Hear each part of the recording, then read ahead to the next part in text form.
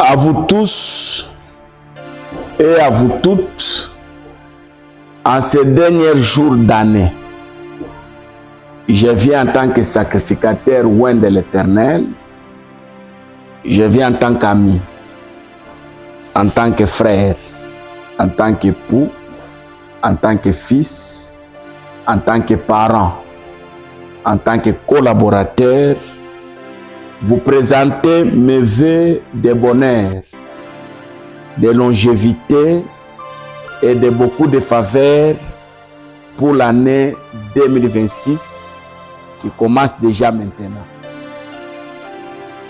Et en tant qu'apôtre des nations, oint par Dieu, je déclare l'année 2026 une année de paix pour vous. Ce qui est vrai, l'année 2025 a été très agitée. Trop de décès. Depuis 2019, nous avons perdu beaucoup de gens avec cette histoire de la Covid.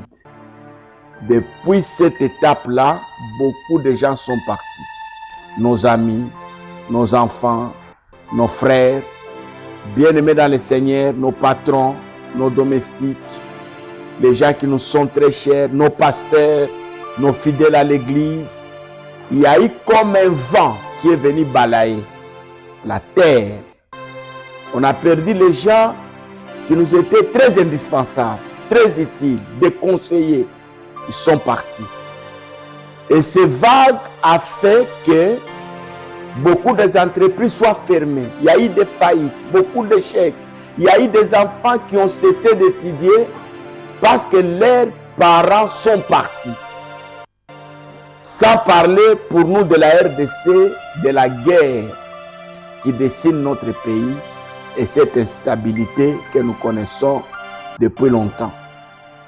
Mais malgré ça, le Dieu que nous servons ne nous a pas abandonnés. Il a été avec nous.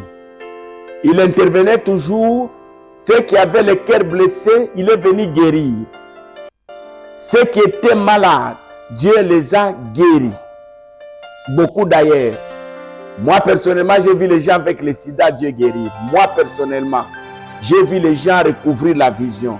Moi, personnellement, j'ai vu les citatiques être guéris, cancer guéri. Moi, j'ai vu ça.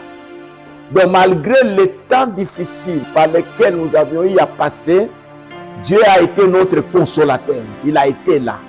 Il a été un bon parent, un bon père. Il a été pour nous un papa. Selon qu'il est écrit, si vous voulez prier, dites que notre Père, Dieu a été vraiment notre Père. Il ne nous a pas abandonnés. C'est vrai, nous avions perdu, nous avions aussi gagné. Nous avons pleuré, nous avons aussi souri. Nous avons échoué, nous avons aussi réussi. Dieu ne nous a pas abandonnés, il a combattu pour nous et à plusieurs reprises, il nous a donné la victoire. Voilà aujourd'hui l'année 2026 qui commence. Nous prions, Père, que ça soit une année exceptionnelle pour tous ceux qui nous sont chers, les membres de nos familles, bonne année. Les membres de nos églises, bonne année. Les enfants de notre nation, bonne année. Les autorités de notre nation, bonne année. Les partenaires de nos églises, bonne année. Tous ceux qui sont attachés à nous, les gens qui nous ont pris en charge, les gens qui nous ont défendus, là où on voulait nous enterrer, bonne année.